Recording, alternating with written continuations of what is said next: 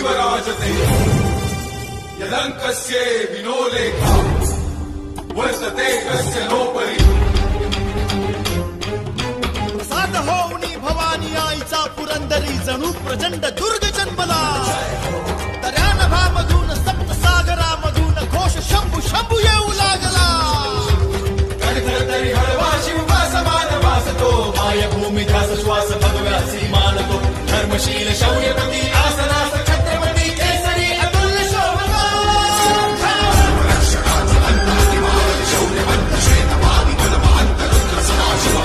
शास्त्र नीती कीर्तिमंत शौर्यवंत राजसी कुशाग्र बुद्धिवंत शोभला प्रजाजनास रक्षण्या स्वराज्य सिंधू राखण्या पुनश्च तेज सूर्य लाभला